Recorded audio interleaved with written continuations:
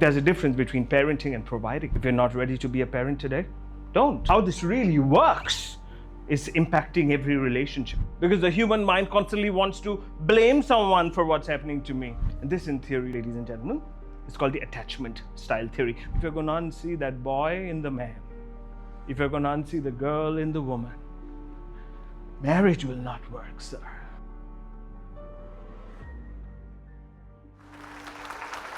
It's lovely to see you, ladies and gentlemen. Wow, it's good to see all of you. Thank you. Thank you for making the time to be here today. Just be yourself. You're here just for you.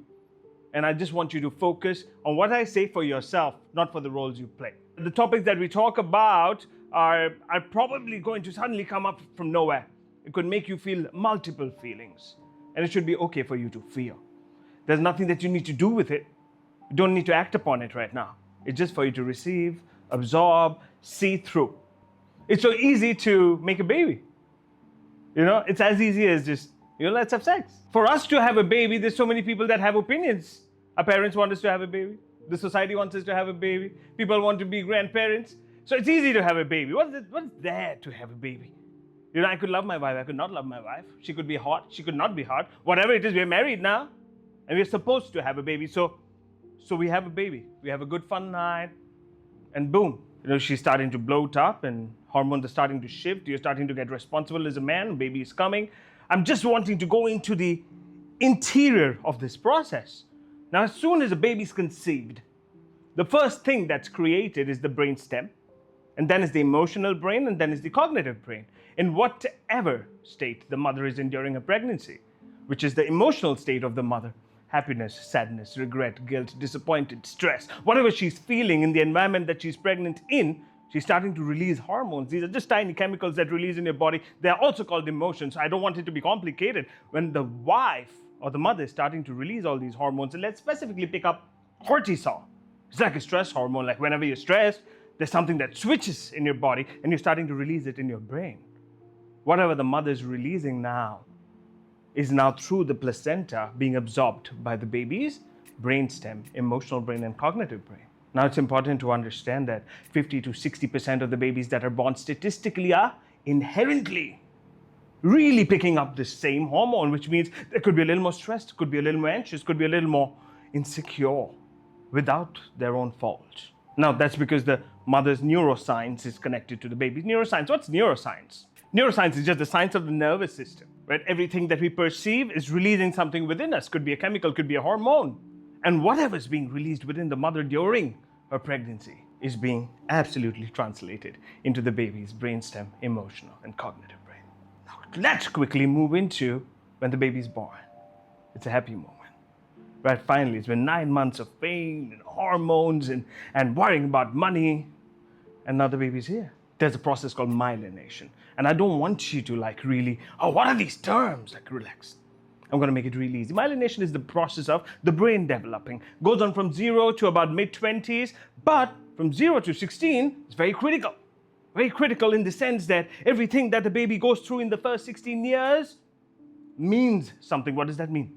From the age of 6 to 12 months, the parts of the baby that have grown, up until 2 years now, the baby's starting to read the room. Dad's come home and he's really stressed and isn't talking to mom. You think a 2-year-old is not receiving it. Oh no, they're footprints. They're receiving through your expression. They're receiving through your exhalation. They're receiving through how you walk up and down the room. They're understanding. And so during myelination, a baby's right in the middle of the house. And there's things happening around it, experiences. Whatever the baby experiences in the first 15, 16 years is received by the baby. And it's received by the baby without a system of verification. So there's no filter, there's the right thing, there's the wrong thing. So when the baby receives it, and it's not actively taught to the baby, right? You teach math actively, you teach English actively, you teach morals actively, but what it learns experientially becomes its system, becomes its narrative of the world, becomes its perspective of the world. The baby's in the middle of the house and mom cuts her hand and she's bleeding. Dad comes running, hey, what happened? And she puts an ointment. The baby, oh, that's pain. That's empathy. People have come home, now mom's serving coffee. Like, oh, that's hospitality. Oh, we are crossing the church, everyone's crossing the church, and everyone goes, What is that? God. That's God. And so faith, fear, money, anger, man, woman, poverty, wealth is received from experiences in the family. Long back, I was 5. We had staff that was working at home and they asked for some money in advance. And my mom said, yeah, go on. And I was like, oh, she's kind. And she said that, I'm going to give it back to you, ma'am. And she took the money and she ran away. She never gave it back. And so mom came back really angry. I went to my dad and said, hey, we give all this advance and all this money and they never come back. And my dad's like, they're like that. And my mom's like, isn't it? And I'm just a fly on the wall. I'm looking at all that conversation. I'm looking at what they're feeling. I saw she give her money. I saw her not return the money. I saw them getting angry. And now deciding on what kind of people they could be. At 5, I've just received it. You think I didn't do anything about it? I didn't. At 25, I had a person working for me. And he was a good guy. He would fix the clothes and he would fix the shoes. He would fix the house. And one of those days, like, sir, can I borrow $200, please? I was like, oh, why? Look, I need it for my family. I was like, okay. When I said, okay, you know what happened? I just suddenly got a feeling. And I was like, oh no, maybe I shouldn't. These people don't return it. They don't value it. They're going to run away with it. Well, let me tell you, I never experienced that. I don't even know these people. But where did it stem from? Condition. Remember at the age of 5 when mom did that and dad and mom spoke about it? And now I believe that anyone that works for me might actually take my money and run away. And it takes away the kindness. It takes away who I am. I'm not functioning on conditioned belief. This is just one tiny example of how the first 16, 17 years of myelination of a baby can really turn into a pattern, into a belief, into a value in their life. Relax. This is just about you. It's human to human. Is the mistakes that all of us make. Now, my mom didn't do that intentionally. Dad didn't do that intentionally. And I didn't do that to that person intentionally, but for me to not be aware of how I was behaving at that point in time and to just believe that that is who I was from the basis of my condition is lack of intention. When people say I've parented my child, there's a difference between parenting and providing. Now, providing is not parenting. Sometimes parenting and love equals providing. Right? Food, water, electricity, internet, shelter, education. I'm providing that for my baby, right? So I love my baby, right? No! That's your responsibility. That's your bare minimum. Don't make your responsibility sound like a favor to the baby. When you're doing all of these things, if the baby wasn't there, you would do it for yourself. Wouldn't you go for a job for yourself? Wouldn't you eat by yourself? Wouldn't you take care of yourself? Wouldn't you take care of your mother and your wife? So hence, it is completely your responsibility, and it is not for you to now narrate this as a favor to the baby, because when you do, they walk into a shell of guilt. And now they live their life on the basis of now validating you for the stuff that you did for them. Is that the baby's job? Should the baby be indebted to you for your basic responsibility that you chose to take? Should the baby be deserving of what the baby has and be able to be more of him or herself? So providing is not parenting. And when I do this in my therapy sessions, and when I do say that, sir, do you love your child? And he goes, yeah. We pay for him. We teach him. We change his nappy. We educate him. We buy him these cars. We got her married. We bought her gold. It's for us. That is love, isn't it? So no, that's not love. That is providing. Providing is not love. Money is not love. That is something you chose to do. Whether you're a farmer today, hardly making money, whether you're a billionaire today, making a lot of money, whatever economic situation you're in, and however you choose to provide, your child's going to be okay with it. It's going to be okay with it. Doesn't need a Gucci underwear. He's okay with a handkerchief. Doesn't need Domino's every day. He's okay with a little bit of rice. He's okay. So don't make it sound like you're providing and your responsibility of a parent is over. That's not a father. That's a provider. Provider is one part of the role of a father. Parenting is to love your child emotionally and physically, consistently, every day. Not at your convenience. I had a good day. Oh, I love you, baby. I had a bad day. Don't talk to me. That's not parenting. Just because you're paying for them. Again, I see a lot of you going back into guilt, going back into regret, going to blame, These are emotions of the body. I want you to see me for who I am, and I want to see you for who you are. So do not blame yourself for the father you are, and do not blame your parents for the son you are today, because their lack of resources. And that's why I'm here. If you're not ready to be a parent today, don't. Because your money is not going to save your child. Your love will. So that's the clear difference between parenting and providing. And now let's quickly come to a space where the child is born. And let's say the child is born now. The child is looking up, looking down at their parents and oh, I love you. And everyone likes a new child. A new puppy, a new toy. Everyone loves it new. So I can't call that real love. I can call that you're excited with something new. Right? And so the baby comes, oh, I love you, with a new baby, right? What it does biologically is it now starts releasing hormones in the baby's brain. Oxytocin, vasopressin, norepinephrine, and dopamine. 4 tiny hormones or chemicals that release in the brain that make the baby feel connection. Oh, I belong to them. Oh, they're my parents. Oh, they love me. Oh, I'm so warm. Oh, that's what it makes the baby feel. Those hormones. That's how the baby receives love. Now, when this baby grows up, she becomes a woman. Now let's say she gets married or she's in a relationship with someone. When she now falls in love and she receives love from her partner, it's the same hormones that release in the baby's brain. Because the proximity of attachment between a baby and the parents and a partner are at the same level. She wouldn't feel the same with a colleague, with a friend, with a sister, no. And so what happens? So when a baby has a father that loves her one day and doesn't love her the next day, then loves her the third day and doesn't love her the fourth day, love gets defined as inconsistent.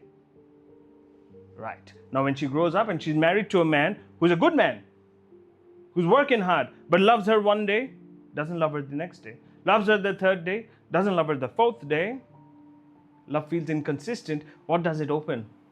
It opens a wound.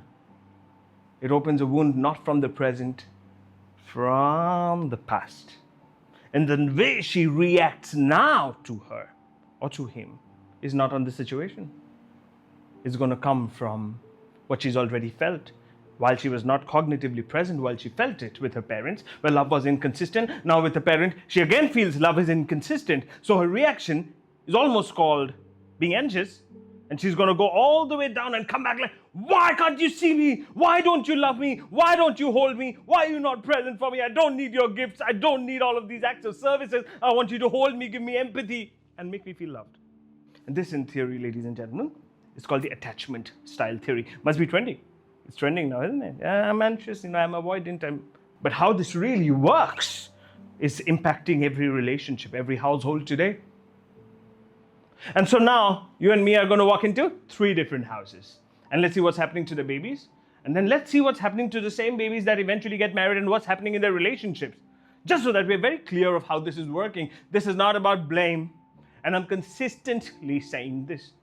Because the human mind constantly wants to blame someone for what's happening to me.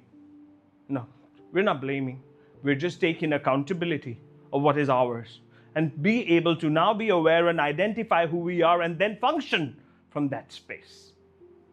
Right, so let's walk into the first house. In the first house, there's a 5-year-old baby girl. She's running around the living room. While she runs around, she falls. When she falls, the mother in the kitchen, she's cutting some onions. So she keeps her onions and then she runs out to the baby. Hey, you okay? Hey, what happened? You all right? I'm here. Mama's here. Mama's here. It's okay. She starts taking care of the baby. She comes back to the kitchen. She's okay. She runs again. She falls again. The mother again throws the onion, goes to the baby. Hey, you okay? I'm here. Mama's here. Mama's going to take you. I love you all. Let me see where you are. The third time the baby falls, mom does the same thing. Fourth time the baby falls, mom does the same thing. Now in this house, mama has marital issues, parental issues, societal issues, financial issues, health issues, all the issues that you think a woman can have. She has it all. But in this house, she prioritizes the baby and then the problems that she's having. When she does this, she displays something known as consistent parenting. When she parents consistently, the baby in her belief system is, hey, no matter how many times I fall, no matter how many times I fail, no matter how fat I am, no matter how thin I am, no matter what my marks are, Mama's there. Mama's there. Mama's going to take care of me. It's a belief that I'm mama's number one. When that baby has that belief, and she grows from that belief, and now let's say she's married to someone. Oh, she's very self-confident. She has empathy. She has a lot of compassion. She's self-reliant, which also means she will not self-sabotage herself. She will not disrespect someone. She's happy to be alone. She's happy to be with someone else. But if there are 4 friends that say, hey, do you want to go for pizza? And she wants a burger, she's able to say, hey, you guys carry on, I want a burger. She's not scared of upsetting people. If she's in a relationship where she's not feeling respected, she's able to say, hey, this is not working. Either you learn how to respect me or I'm off. She's not scared of abandonment. Now, this baby, this girl, knows the difference between love and a gesture of love. She knows the difference between a drop of love and an ocean of love. She's very clear because she's number one, because mom had me as number one. This person is called a secure person. In an attachment style, this is a secure attachment style. Someone who's able to see themselves very clearly, know their values, know their beliefs, and function from that space. Doesn't enmesh into others as emotions, but is able to constantly know who they are and what they want. Is a secure person. Very few people are very secure at this point. Let's walk into a second house. Interesting. There's a 7-year-old girl. She's running around the living room. Mom's in the kitchen cooking. She runs, boom, she falls. And this mother goes, hey, you okay? You all right? Yeah? Mama's here? Okay. She goes back. She's working again. The baby runs and falls again. And she looks and mama's not there. Third time she runs and falls and mama comes over. Hey, you keep falling. What's up? What's happening? You all right? Fourth time she falls, mama's not there. Now in this house, mama also has marital, parental, societal, financial, all these issues that a woman or a man could have. And so the difference is she now prioritizes resolving her problems, and then with whatever time she has is given to the baby. It's convenience-based.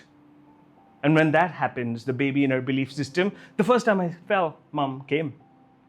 The second time I fell, mom didn't come. Oh, did I make a mistake? It must be me. Third time mom came, oh, mom's here. Fourth time mom didn't come. Sense of abandonment. So now there are 3 seeds that are planted into this baby's brain at that point in time. Fear of abandonment, anxiety, insecurity. Now when this baby grows up and now she gets into a relationship, she seeks a little more validation, a little more reassurance. The number one thing she wants in this relationship is emotional stability, safety, security. Everything else comes below that. Finances, car, being macho, enjoying, travel, how my life should be. For this woman, it's emotional stability, security, and safety. That's number one. When she does walk into a relationship and the partner says, hey, I'm going to call you at 4, baby. And she's like, yeah, all right. And it's 3:30. She's looking at her phone. Oh, he's going to call me. He's going to call me. Oh, it's 3:35. Oh, it's 3:40. He's going to call me. He's going to call me. At 4, he doesn't call. When he doesn't call, she's starting to feel anxious. So at 4:30, she picks up the call. And like, hey, what's wrong with you? You said you're going to call me at 4. It's 4:30. Yeah, am I not important to you? Am I not your priority? You don't consider me. You don't value me. You always treat me as this second-class citizen, whatever that is. And boom, she keeps the phone. But now she's feeling guilty. Did I say too much? I hope he doesn't leave me. Oh, shit. She's going to pick up her phone and keep looking. Should I call? Should I not? Should I call? Should I not? Should I call? Now she's starting to feel something. This feeling of abandoned is the superpower I'm explaining now. And these people have a superpower. It's overthinking. All she can think and reach the worst possible outcome and activate her amygdala. Amygdala is an emotional control center of the brain. Don't get into the technicalities of it. It is just a part of the brain that releases emotion or controls your emotions. And when the amygdala activates, right, so she can go from thought to emotion, thought to emotion, thought to emotion, thought to emotion, constantly, and she can panic until the man walks in and says, hey, I'm here, I love you, I'm here, oh baby, I love you, I'm here, I'm holding you. And she goes, What happened? She was getting abandoned, found reassurance through him, she calmed down. Now what's happening to this baby? Okay, while she was growing up, let's say in the first 4 or 5 years of her life, she walks out the room. When she walks out the room, she can read the house. Oh, someone's in pain. Oh, someone's not. Oh, money is a problem. Oh, mother's not happy. Father's working too hard. She can read the room. When she reads the room, she walks back into the room, and the desire she has of being loved, she minimizes it. She's like, it's okay, you don't need to love me. There's anyone so much problem, isn't it? There's money and your marriage, and I don't need the love. It's okay. It's okay. I can handle it. I can handle it. And when that happens in a very traditional family, that's seen as normal for a child to show up and help the family, but for them to come back and show her the love, doesn't happen. When that doesn't happen, love is defined in her system as it's not easy. You don't naturally deserve it. It's not free. So you'll have to work for it. You have to earn for it. You have to be worthy of it. You have to be likable. You have to please people. That is only when you will receive love. And that is the definition of love for that baby. And now when that baby walks out of home, now she's working and she has a job, every relationship is a little hyper-vigilant. A pause in conversation can make her feel, oh, did I say something wrong? Someone responded and then is not responding. Oh, what happened? She can get anxious and overthink and overthink and overthink. So her relationships become very delicate. And she's walking around like she's got all this money and she's bought an apartment and she's successful in her life. She walks into her bedroom, opens up, lies on the bed, and she has everything. But she feels the emptiness in her heart. She's like, I have everything. Why am I still feeling this emptiness? And that is the lack of parenting. You can fix that in the first 17 years. Yes. Through caregiving, through comfort, through consistency. By asking your daughter, what is the father that you're looking for? What is the mother that you're looking for? And to become that. But when it's not, at the age of 16, 17, the door's closed, the wound is clear. So at 18, you can't resolve this. It's almost like a dog biting you at 17. So you need to get vaccinated. But once it's done, like the door is closed, the wound stays. So even if parents at 25 like, hey, we love you, it doesn't hit that wound. The wound is wound. When she's walking around with this emptiness, and a man comes in front of her like, hey. And she goes, hey. And he's like, hey, you're so cute. You're so beautiful. And she's like, oh, me? Me? She's like, yeah, you. Hey, I got you some flowers. And she goes, flowers for me? It's almost like, when a person hasn't eaten for 3 months, you give them a little piece of bread. It's for a person who hasn't felt love in years, and that's a gesture of love. And so the bouquet of flowers, she's going to keep it in a glass box, she's going to spray it, she's going to love it, she's going to take photos of it, she's going to keep it so close to her heart because it's love, not because it's flowers. And from that space, when the man goes, hey, you want to date me? Like, can we get into a relationship? And she's like, oh, really? Like, do you really like me? Like, yeah. So she says, yeah, but if you can love me like this every day. And he goes, yeah, I will love you like this every day. And boom, the relationship is created. And guess where the relationship sits? On the emptiness. Comes and fills the emptiness that she was carrying. And now what's happened? This relationship is her existence. This relationship is her validation. This relationship is her relevance. And this relationship is her life, is her identity now. So when the relationship starts, she's so happy. It's like she's found love. It's beautiful. I love it. I love him. He loves me. It's a story. It's all that I ever wanted. Consistent love. Someone to see me, hear me, feel me, stand by me. And so she comes from, this is lack of love. This is abundant love. So she comes from lack of love. She expects abundant love, right? Now when she expects abundant love, there's a boy here. And when he walks, like, oh, okay. I love you, right? I told you I love you, right? Okay, so, yeah, you feeling love? Yeah, you feel, oh, okay, you feeling love now? You feel, shit. Okay, I'm going to try again, baby, hold on, poof, and he falls, right? So every time he keeps falling without his intention, he just keeps falling because his definition of love is different. Probably no one taught him love. But she comes from an expectation of abundant love. And now when she receives love that does not look like the love that she wants, she's feeling unseen, unheard, invalidated, inconsidered, disrespected, deprioritized, not reassured, abandoned. Where are these feelings coming from? From now? Oh, it's coming from her experience of love. And I'm going to take this girl's story to be paused here when she's asking for a kind of love and she's not receiving it, and now she's feeling terrible. And I'm going to, this lot, I'm putting it into a bucket here. Remember, bucket 1, I'm going to bring this back again. We're walking to bucket 2. Fresh mind now. What's trauma? Just very easily, simply, I'm going to explain this. So, if there's an event, a situation, a system that happens outside of your body, outside of your brain, in front of your eyes, the brain will perceive. When the brain perceives it, it runs it by your subconscious. Your subconscious is a dictionary of all the experiences you've had in your life. So definitely, what is money, what is God, what is fear, what is faith, what is job, what is sex, all things are defined in your nervous system, either conditionally or chosen by you. At this point, I just assume everyone's beliefs are conditioned. And so, something happens outside, the brain perceives it, runs it through the subconscious, and now releases as an emotion. So when an emotion comes, you're supposed to express it. That's the whole point. You don't have bandwidth to be holding all the emotions that you have in all your life. Which means, if you've not been expressing, you've been suppressing. I felt scared. I didn't show it. I felt angry. I didn't show it. I felt sad. I didn't cry. What did you keep doing? You suppress. And what do you have? You got this huge ball of emotion. All that you have with your wife is emotion. All that you have with your parents is emotion. All that you have with your children will only be emotion. If I take emotion away from you, you have nothing. Are you saying it's not going to affect you, sir? It's almost like you can keep drinking so much water without peeing. Let's see how long you can do that.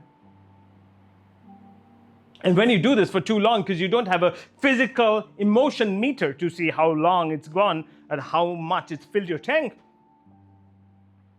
at one point, these emotions come out as depression, anxiety, Parkinson's, Alzheimer's, cancer. Oh, yes, that's how strong emotion is. Remember bucket 1? Taking this concept, putting it into bucket 2, walking to bucket 3. Hope your memory is strong. Walking to bucket 3, we're just going to explain how this is going to now show up in a relationship. This is a baby, Tina. She's 5 years old. She's got a birthday party to go to. And so she goes into a bedroom and she looks through her mother's makeup, puts on some perfume, puts some powder, puts some earrings, looks beautiful. She walks out the bedroom and dad's sitting on the couch. And he's on a phone call, he's really busy. And the little baby is just waiting. What do you think the baby's expecting? Just appreciation, maybe acknowledgement, maybe, oh, my baby, you're my doll, how beautiful of you, how going, where are you going? That's all. Sense of self. Now when the baby's standing there and waiting, and dad's, yeah, okay, all right, now I get it done. Oh yeah, the Manish. So he stands up and he starts walking away. When he starts walking away, the baby is looking at the father walk away with that expectation and with an expression that is indifference.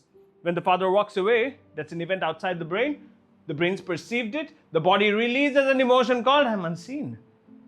I felt unseen. Oh, a 5-year-old does not understand what they feel. So she receives that emotion of being unseen. And in a couple of minutes, she snaps out. It suppresses. 25 years later, she gets married. When she does get married now, she has a dinner to go to with her husband. And she's like a woman that pleases her husband. So she wears a beautiful dress in the color that she likes, wears earrings that he likes, puts on a cologne that he likes, and now she's looking beautiful and she walks out and the husband's sitting on the couch and he's making a phone call to the restaurant, actually. Yes, logically, right? He's reserving a table. Without reserving a table, they're not going to get there. So he's right in calling. But she walks out. And now she's looking. What do you think she's expecting? Acknowledgement, appreciation, something as simple as, oh, baby, wow, you look so gorgeous. I love that dress. Did you wear it for me? Well, it makes me feel so special that you could do this. Oh, wow, I don't want to touch your makeup. Can I give you a hug? Oh, wow. Thank you for doing this. Just that. She's not going to ask it out. So now she sits on the dining table waiting. Looking at him, waiting. Looking at him, waiting. He gets off the phone, hey, you ready, baby? Let's go. What happens? The woman sitting on that dining table immediately feels hurt and betrayal. And she's very cognitively present to know I should not feel hurt and betrayed right now. But why am I feeling hurt and betrayed right now? But she is feeling hurt and betrayed right now. with that feeling of hurt and betrayed, understand that's not an intentional feeling. She's not like that. She doesn't want to feel betrayed. She's feeling it. When she's feeling hurt and betrayed, there's a body. So the body says, yes, you're supposed to feel hurt and betrayed. She's like, why? And the body goes, because I sense danger. She's like, what danger? This is my husband. What is danger? Like, no, it is dangerous. You felt this way before. You felt unseen throughout childhood. You felt unseen in friendships. And this is you feeling unseen. I can predict it. I need to protect you. Like, no, don't protect me. No, I need to protect you. And the body now takes over and walks into a mode called the survival mode. Survival mode is the same mode that a dog gets into when you see the teeth come out. Survival mode is the same mode that the chameleon gets into to change colors to protect. The survival mode. When the body walks into the survival mode, the first thing it does is deactivate your prefrontal cortex. What is the prefrontal cortex? It's the front of your brain that is responsible for thinking, logic, rational, understanding, qualitative, quantitative. And now the body's starting to work. What is the body trying to do? It's moving into survival. What is survival? Either the body's going to make you fight, or it's going to make you flight, or it's going to make you freeze. So either she's going to fight, or she's going to run away and isolate, or she's going to just without her choice. When the body goes in, now it's creating a maladaptive behavior. Maladaptive behavior is part of the survival. She could suddenly start shivering, palpitation, incessant crying, coldness of the feet, sweating, abandoning herself, shouting, spitting, abusing, throwing things, running away, tearing her hair, breaking things. Could be anything. And then suddenly she can come back and the body can relax because danger is gone. And the body comes back to safety. When the body comes back to safety, the prefrontal starts activating. And then she goes, oh, I'm sorry. Did I do something wrong? Did I say something wrong? I'm sorry. Did I hurt you? This is not me. It was difficult for her to explain. So did the boy do something wrong? Not really. Yes, not aware of his wife. That's the only thing. But otherwise, did he do something wrong at that point? No. So he could really say, what did I do? I was just booking a... Yeah, but you were also unseeing her. I didn't know I had to see her right now, but that's the awareness. And that's okay. This is not about blame. That's something that I'm constantly repeating. This could be painted as a terrible behavior. Can't stay with a mad woman. What is this? Can be. Then she has nowhere to go, right? She's going to cycle back. It's going to verify a pattern that you're actually not loved. How do we resolve this? And I'm here in bucket 3 because that's a problem everywhere. And so to heal, trending, healing. I just want you to understand what healing really is. As simple as it gets. Every event has an emotion. We heal by going into an event which is in our memory and process it, which means feel the same event and process that emotion through the body.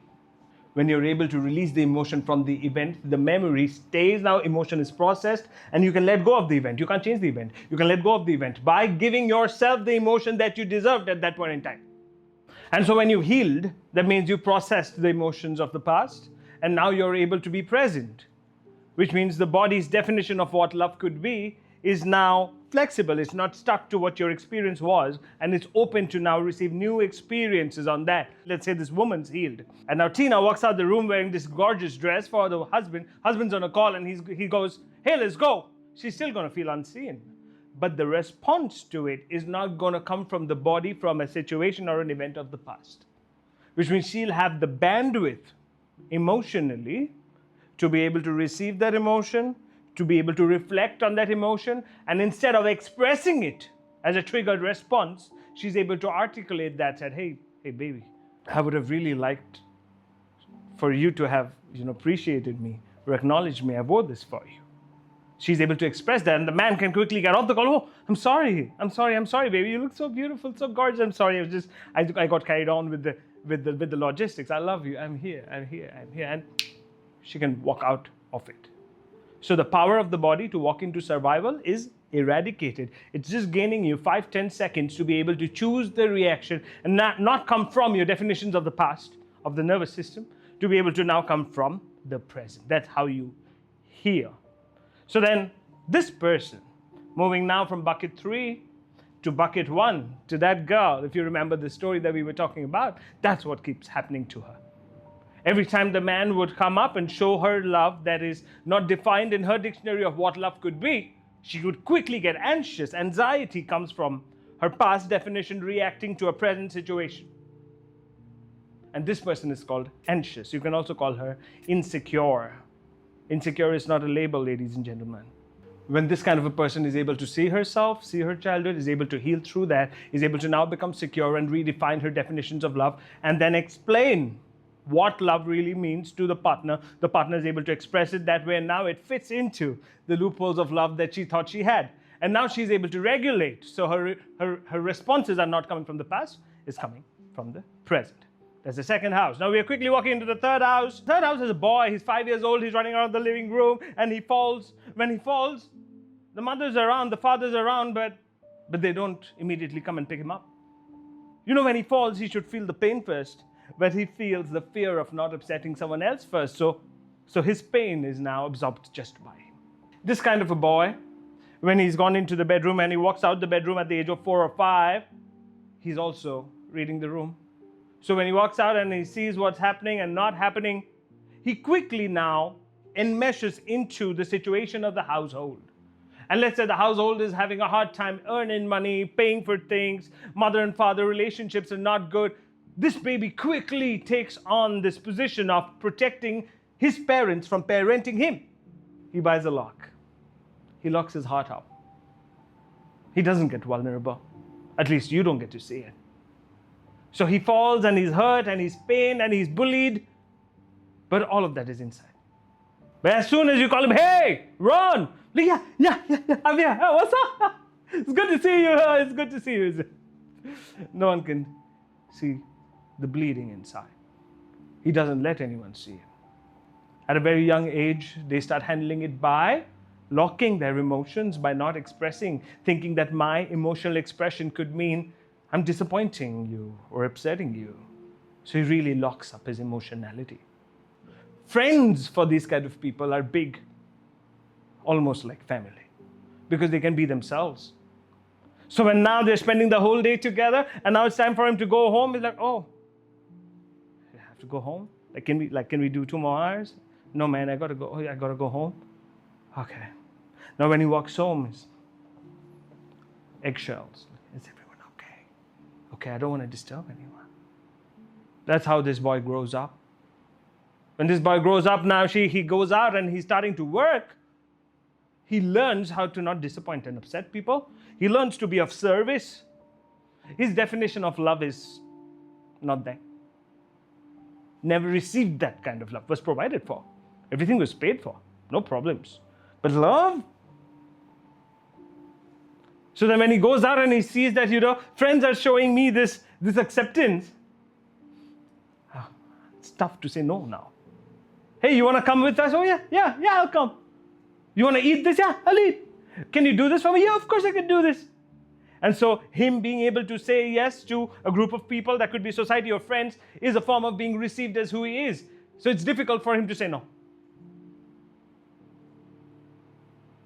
Now when he grows up, meets that girl from the second house.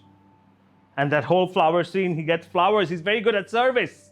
The girl needs emotional stability, security, safety. So in the first 3 months, he's able to walk into those shoes, is able to chase, is able to show the love, is able to, oh, I'm here, yeah, what do you love?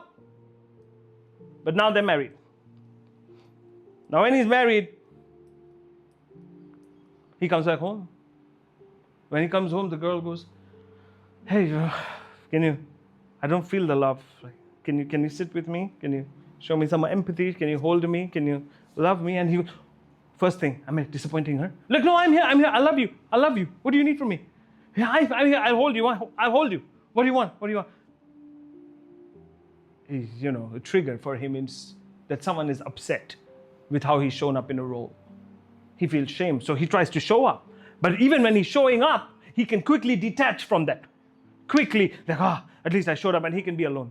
This man can be alone, can quickly detach and be in his own room alone, can be on the phone for a long time, can look at the TV for a long time, can just be by himself.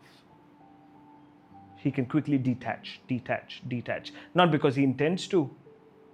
overwhelming emotion, which means he gets overwhelmed by a demand of emotion because emotionality is not natural to his system.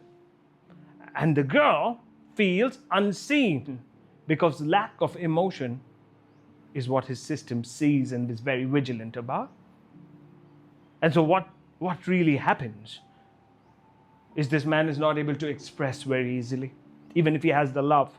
Now the partner is not even able to express how she wants the love because these things are not taught. This man is solution oriented. Always he wants to solve a problem.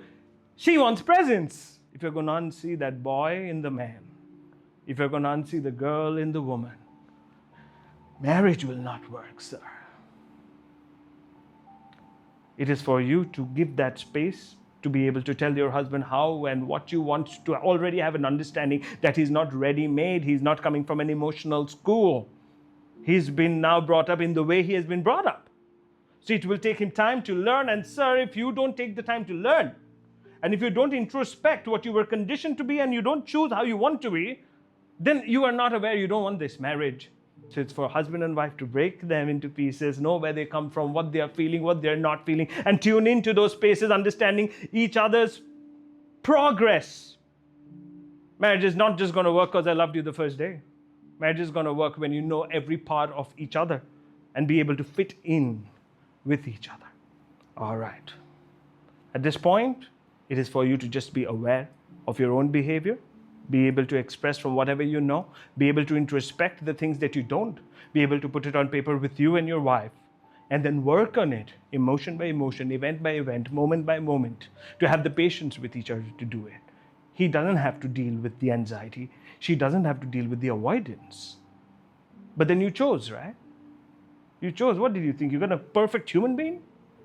No, she's coming from pain. He's coming from pain. If you're not going to be able to see each other throughout the journey, and you just want the box, a husband, or wife, marriage is not for you. Well, that's all that I have today. Be calm. Be patient. The love that you have should show in the work that you put in to become the role that you chose. Thank you.